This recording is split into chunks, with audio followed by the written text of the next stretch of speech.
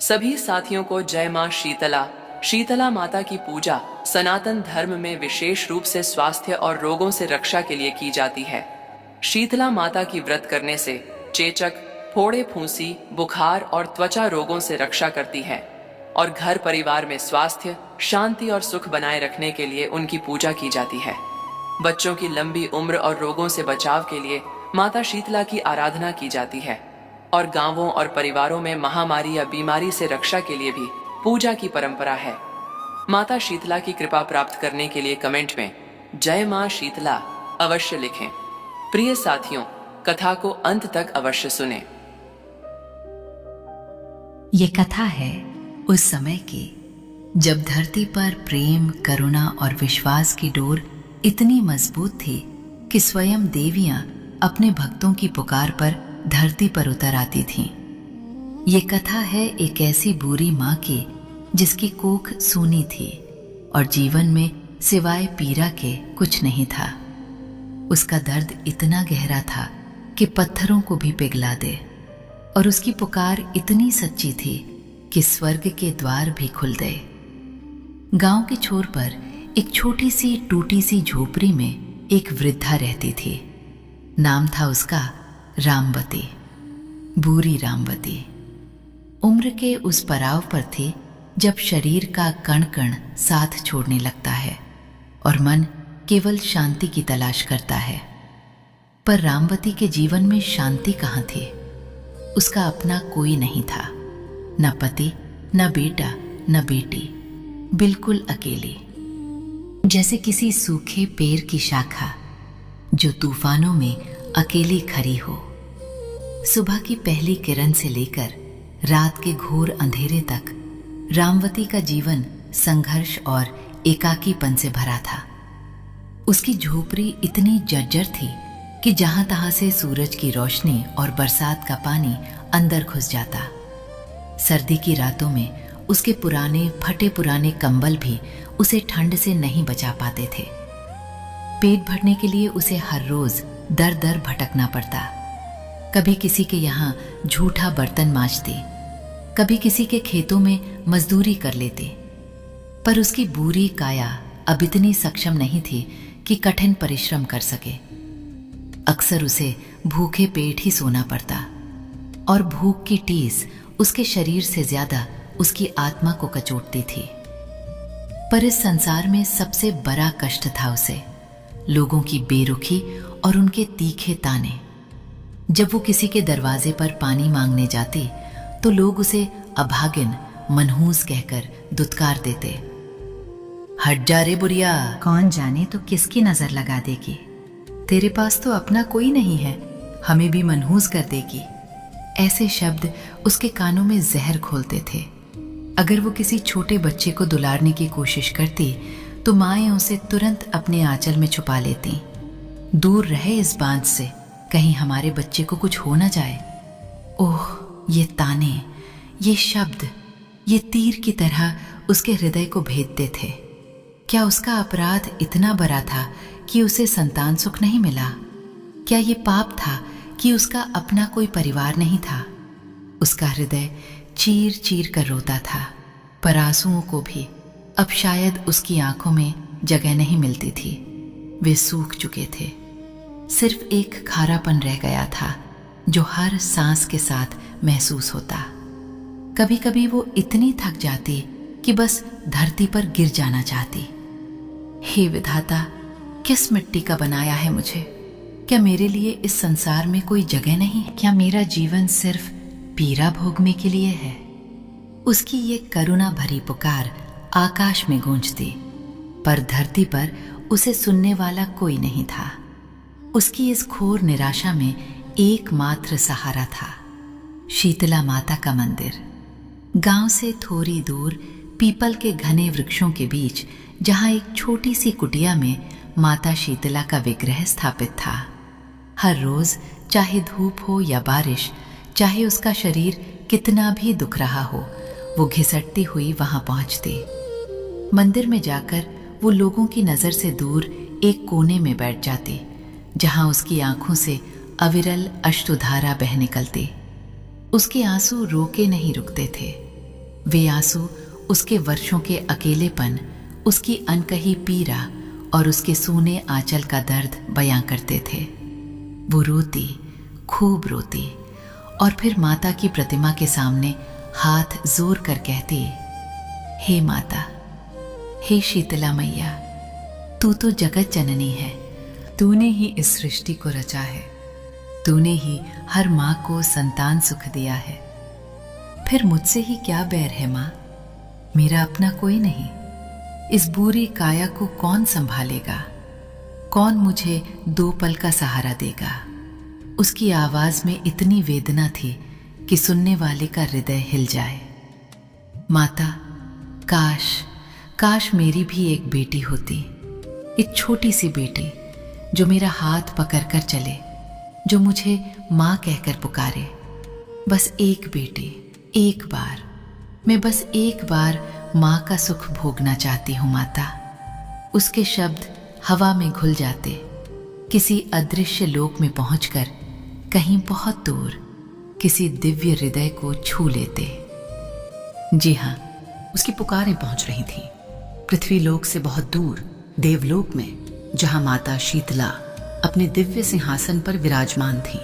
उनके मुखमंडल पर असीम शांति थी, पर आज उनके हृदय में एक अजीब सी हलचल हो रही थी। उनकी दृष्टि पृथ्वी पर थी, उस छोटी सी टूटी झोपड़ी में रहने वाली रामवती पर। वे देख रही थीं रामवती की हर सुबह, हर शाम, हर रात। वे देख रही थीं उसके भूखे पेट की जलन, उसके शरीर पर परे सर्दी के घाव और सबसे बढ़कर उसके हृदय की असीमित पीड़ा। उन्होंने देखा कैसे लोग उसे धक्के मारकर भगा देते थे, कैसे उसे अपशगुनी कहकर उसका अपमान करते थे। माता ने देखा कैसे रामवती मंदिर के कोने में बैठकर अपनी सूनी कोख का दर्द बयां करती थी, कैसे वह एक बेटी के लिए तड़पती थी। शीतला माता का हृदय द्रवित हो उठा, उनकी आंखों में करुणा की शीतलता झलक आई। मेरी भक्त, मेरी उस बूढ़ी बेटी का इतना कष्ट, लोगों की यह निष्ठुरता। मेरा मन कैसे शांत रह सकता है जब मेरी संतान इतना दुख भोग रही हो। माता शीतला ने अपने अचल दिव्य आसन को त्याग दिया। उनके मन में संकल्प था, मैं जाऊंगी, मैं स्वयं उसकी बेटी बनकर जाऊंगी, मैं उसे वो सुख दूंगी जिसके लिए उसने वर्षों तक आंसू बहाए हैं। उनका निर्णय अटल था। उन्होंने अपने दिव्य लोक की सुख सुविधाओं को छोड़ पृथ्वी लोक की ओर यात्रा की शुरुआत की। उनकी दिव्य शक्ति ने एक छोटी, कोमल और अत्यंत मनमोहक कन्या का रूप धारण कर लिया। ये कोई साधारण कन्या नहीं थी, ये साक्षात ममता की मूर्ति थी, साक्षात शीतला माता थी। उधर रामवती अपने रोजाना के कामों में जुटी थी।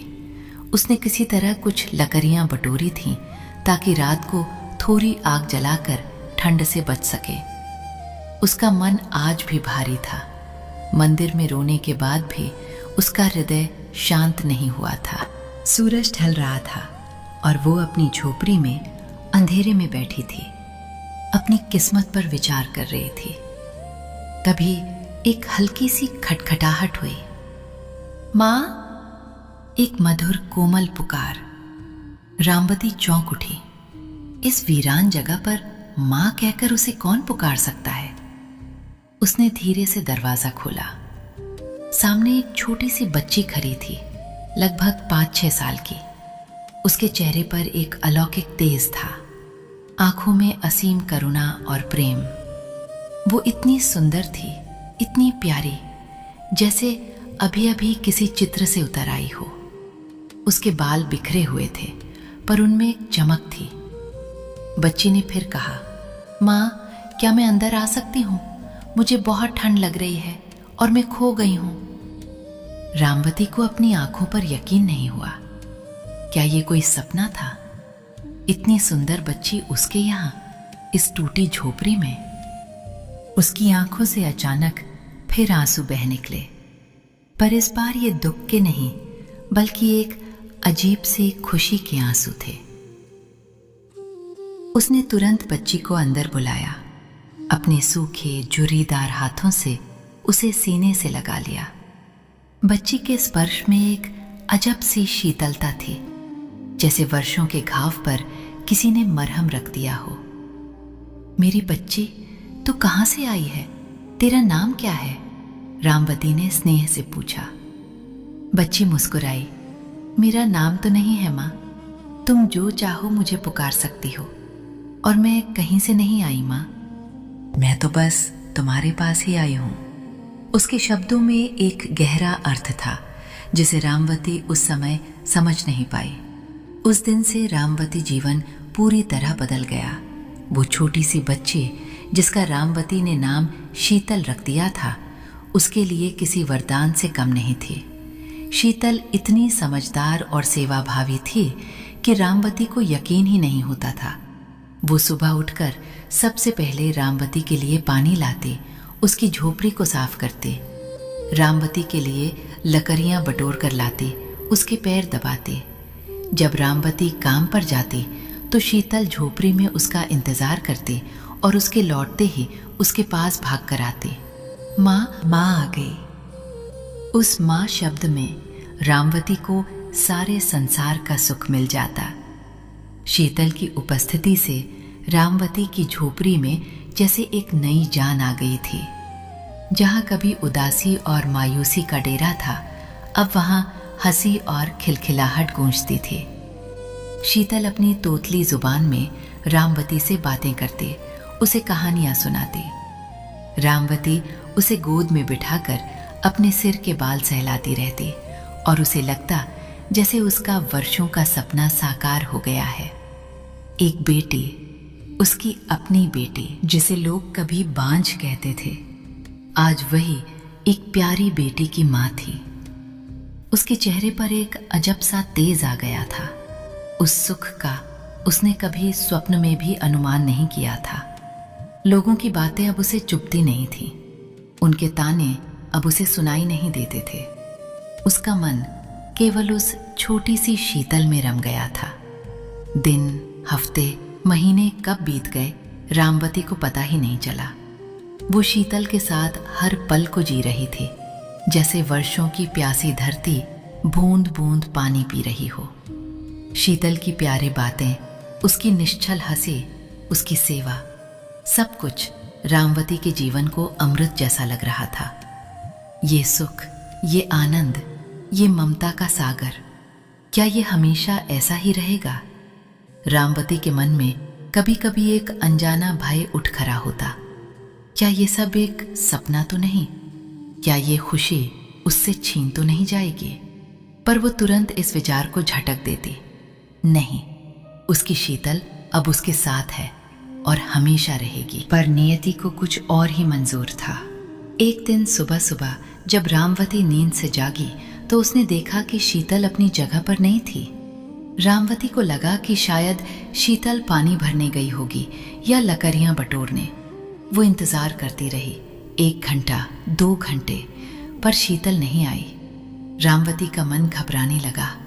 शीतल, मेरी बच्ची कहाँ है तू? वो झोपड़ी से बाहर निकली। गांव की हर गली में, मंदिर के पास, तालाब के किनारे, हर जगह उसने शीतल को ढूंढा। शीतल, बेटा, माँ को छोड़कर कहाँ चली गई? उसकी आवाज में वही पुराना दर्द लौट आया था और आंसुओं की धारा फिर से बहने लगी थी। लोग उसे फिर ताने मारने लगे। कहाँ से लाई थी बुढ़िया उस बच्ची को? देख, चली गई ना, तूने तो उसे भी खा लिया। पर रामवती को अब उनकी कोई बात नहीं सुनाई दे रही थी। उसका पूरा संसार फिर से सूना हो गया था। शीतल चली गई थी। क्यों? कहाँ? कोई नहीं जानता था। रामवती का रोम रोम कराह रहा था। उसने दिन रात एक कर दिया, पर शीतल का कहीं अता पता नहीं चला। वो फिर से अपनी झोपड़ी में लौट आई, अकेली, टूटी फूटी। उसका मन इतना भारी था कि अब उसे सांस लेना भी मुश्किल लग रहा था। जिस खुशी को उसने छुआ था वो रेत की तरह उसके हाथों से फिसल गई थी। वो रात रामवती के लिए सदियों जितनी लंबी थी। भूख प्यास भूलकर वो बस लेटी हुई थी, शीतल की यादों में खोई हुई। और उसी रात जब उसकी आंख लगी तो उसने एक अद्भुत स्वप्न देखा। स्वप्न में उसे चारों ओर एक दिव्य प्रकाश दिखाई दिया। उस प्रकाश के बीच शीतला माता अपने पूर्ण दिव्य स्वरूप में प्रकट हुईं। उनके मुखमंडल पर वही सौम्यता, वही करुणा थी जो उसने शीतल की आंखों में देखी थी। माता शीतला ने रामवती को निहारते हुए अपनी मधुर शांत आवाज में कहा, मेरी प्यारी भक्त रामवती, रो मत। मैं जानती हूं तुम्हारी पीड़ा। मैं ही तेरी बेटी बनकर आई थी रामवती। रामवती के कानों में ये शब्द गूंज उठे, मैं ही तेरी बेटी बनकर आई थी। उसका पूरा शरीर कांप उठा। ये क्या कह रही हैं माता? शीतल, मेरी शीतल, वो साक्षात माता शीतला थी। उसकी आंखों से आंसुओं की धारा फिर बह निकली, पर इस बार ये आंसू दुख के नहीं थे। ये आंसू थे असीम कृतज्ञता के, अपार प्रेम के और दिव्य अनुभूति के। माता, स्वयं माता उसके आंचल को भरने आई थी। ये सोचकर उसका हृदय श्रद्धा और भक्ति से भर गया। हे माता, हे मेरी माँ। वो स्वप्न में ही माता के चरणों में गिर पड़ी। अगले दिन सुबह जब रामवती की आंख खुली तो उसकी झोपड़ी में उजाला हो चुका था, पर आज ये रोशनी उसे अलग लग रही थी। वो अपनी आंखें मलती हुई उठी। उसकी आंखों में अभी भी आंसुओं के कुछ कण थे, पर उसके चेहरे पर एक अद्भुत शांति थी। शीतल, माता शीतला, उसकी बेटी। ये विचार उसके मन में बार बार आ रहा था। उसके होठों पर एक हल्की सी मुस्कान आ गई, एक मीठी मुस्कान जो वर्षों बाद उसके चेहरे पर खिली थी। हाँ, शीतल उसके साथ नहीं थी। उसकी झोपड़ी फिर से खाली थी, पर अब रामवती अकेली नहीं थी। उसके हृदय में माता शीतला का प्रेम बस चुका था। उसने जान लिया था कि वो बांझ नहीं थी, बल्कि स्वर्ग की माँ स्वयं उसके आंगन में पधारी थी। अब उसे लोगों की बातों से कोई फर्क नहीं पड़ता था। वो जान गई थी कि सच्चा परिवार रक्त का नहीं, बल्कि प्रेम और विश्वास का बंधन होता है, और उस बंधन को निभाने स्वयं देवी आई थी। अब भी वो रोज शीतला माता के मंदिर जाती थी, पर अब वो रोती नहीं थी। वो बस माता की प्रतिमा के सामने बैठकर मुस्कुराती और मन ही मन उनसे बातें करती थी। मेरी माँ, मेरी बेटी, तुम हमेशा मेरे साथ हो। उसके चेहरे पर एक ऐसी चमक थी जो बता रही थी कि उसने जीवन का सबसे बड़ा सुख पा लिया है, साक्षात ईश्वर का प्रेम और मातृत्व का वरदान। रामवती ने भले ही अपनी बेटी को मानव रूप में खो दिया था, पर उसने अपनी माँ को, अपनी देवी को अपने हृदय में पा लिया था। उसका जीवन अब पीड़ा का नहीं, बल्कि अनमोल भक्ति और कृतज्ञता का प्रतीक बन गया था। वो किसी से कुछ नहीं मांगती थी, बस शीतला माता के नाम का जप करती थी। उसकी झोपड़ी भले ही कच्ची थी, पर अब वो स्वर्ग से भी पवित्र हो चुकी थी, क्योंकि उसमें रहने वाली एक बुरी माँ ने साक्षात जगत जननी को बेटी के रूप में पाया था। ये कथा है उस दिव्य प्रेम की, उस अगाध विश्वास की जो साधारण मानव को भी असाधारण बना देता है, और जिसके आगे स्वयं देवता भी नतमस्तक हो जाते हैं। धन्य है वो माँ जिसे शीतला माता ने बेटी के रूप में अपनी ममता का स्पर्श दिया। प्रिय साथियों, इसी के साथ माता शीतला की यह पावन व्रत कथा यहाँ पूर्ण होती है। हम सभी माता भगवती शीतला देवी के चरणों में प्रार्थना करते हैं कि उनकी दिव्य कृपा सदा आप सब पर बनी रहे। जय हो माता शीतला।